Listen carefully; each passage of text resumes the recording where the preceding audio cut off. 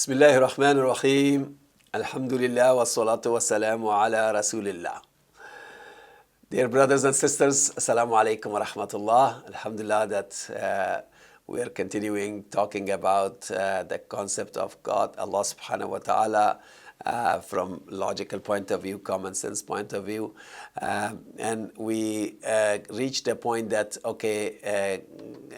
based on different kind of reasoning and evidences and logical inference and expert witnesses, we can confirm the existence of God, Allah subhanahu wa ta'ala. And then we said, how can we find out more and how can we answer other questions? That led us to the point that we need a religion. We need to turn to religion. We need to turn to the teachings of Allah subhanahu wa ta'ala to get the answers to those questions. And then we said, okay, what is religion?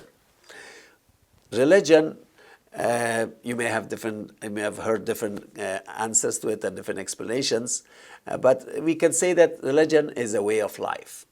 We can also say that religion is a set of beliefs and actions. A set of beliefs and actions. And every religion is made of two parts. A set of beliefs that you have to believe in, you have to accept in mind and heart, and then a set of actions as a result of that you have to follow. A lot of people argue about religions and they don't like religions because of certain questions and arguments they have against religions. Let's go through some of these questions. Some people say, why so many religions? So for a lot of people, the multiplicity of a number of religions is a big problem, and they say why there are so many different religions. You can answer that question with another question and say that is multiplicity of religions is really a problem and a difficulty, or is it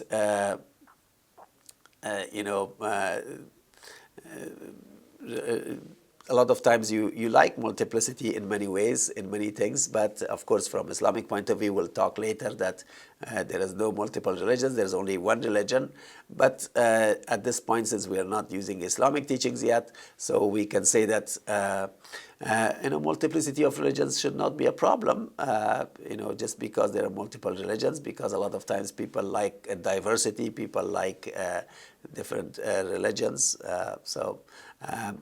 And also, but the main question that people ask usually related to multiplicity of religions, they say, how could we believe which religion is right, which religion is wrong? Every religion claims the truth. Well, yes, every religion claims the truth, but it doesn't mean that all religions are false. You can't conclude that every religion is false. I have to get away from religion. Yes, religions may have some partial truth, some full truth, the full truth, or no truth. So you have to study. You have to objectively go and study the religion, and don't make this generalization that why every religion claims the truth and I'm not going to accept any of them, because every religion is possible that they may have some truth or the full truth. You have to find out. Yes, some religions have made false claims in the past, but that doesn't mean that every religion is wrong and false, so we have to go and study the religion. Also, some people say, well, why there are so much conflicts because of different religions? You ask them, well, do you think really the cause of conflict is religion?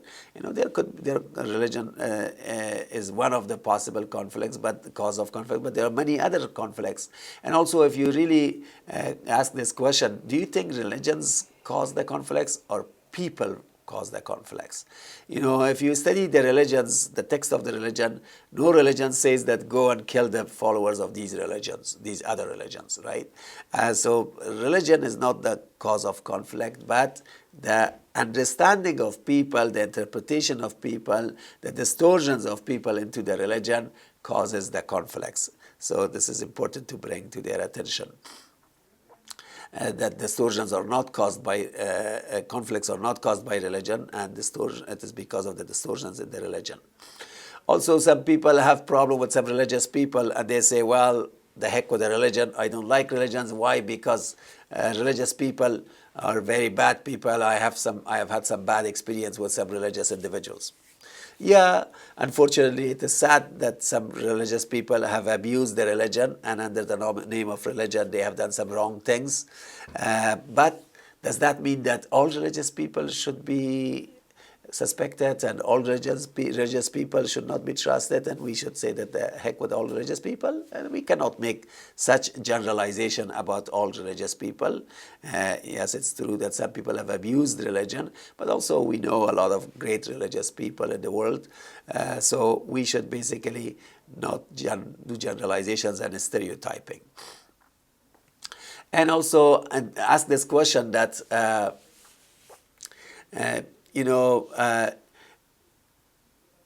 when people think that these religions have conflicting messages, which message I should accept, which message I should reject, we need to ask this question that, do you think God sent conflicting messages? Is it possible that God sent conflicting messages? God, who is the all-knowledgeable, who is the all-powerful, who is the creator of this world that you have accepted, do you think he would have sent conflicting messages? So common sense would not accept that kind of God will send conflicting messages.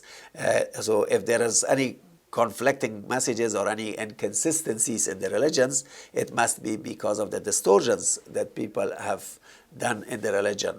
So the message originally should not have any conflicts unless message has been distorted and modified and changed by people, which has led to conflicting messages, and that's why you see conflicts between religions. So now the question is that, shouldn't people study the religion using an objective method and find out which religion has the truth, which religion is partial truth, and which religion has no truth? Shouldn't that be the case, instead of just making a generalization and stopping, getting away from religion? Definitely, one would accept that yes, we should study the religion. And when we study the religion, how we should study religion? What should be our criteria to find out whether this religion has the truth or not? There are three factors to reflect on the religion when we study a religion. First, the first factor is the message of the religion fully preserved or not? Is the message of the religion fully preserved or not? In other words, any religion that say, okay, this is our sacred text, say, is this the text that was initially brought to this religion from God? It came from God initially, and until today, do you have it? Or it's a different book? So you need to go to the history of the religion and study the history of that religion and find out if this message is really original and pure and preserved. That's the first method to study a religion. Find out how authentic the message is, how preserved the message is. The second criteria is to find out about the tenets of the faith, the belief system of the religion, the principles of the faith in religion. What are the principles? How can you be considered a believer in that religion? What do you have to believe? And if they say, okay, you have to believe in this, does that make sense? Or the pillars of faith, or the pillars of belief system in that religion, according to common sense? I mean, think about it. Some religions claim certain things that you have to believe in this and that, which doesn't make sense, right? So that's the second criteria to study a religion, to find out if the message really makes sense, if the belief system makes sense or not. Do not judge a religion based on actions.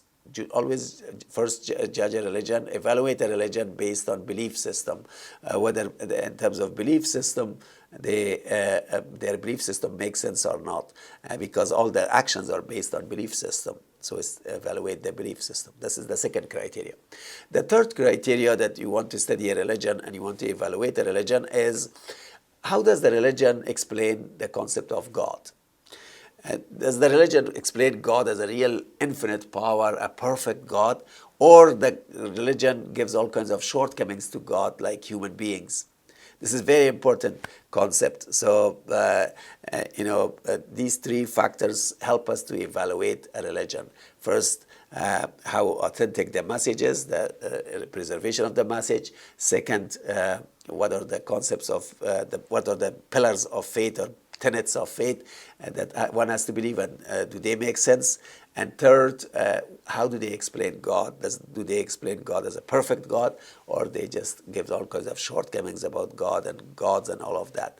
So these three factors help us to understand religion. Inshallah, we can help people understand these three concepts, that when they use these three methods to evaluate a religion, they can only find one religion, which is the religion of God, Allah subhanahu wa ta'ala, that meets all these three criteria. And inshallah, we'll talk about this further. And we'll go into the topic of God from Islamic point of view in the next session. What does Islam say about God and the religion of Islam? Okay? May Allah subhanahu wa ta'ala help us to understand these concepts and internalize them. Ameen ya Rabbil Alameen. Wassalamu alaikum wa rahmatullah.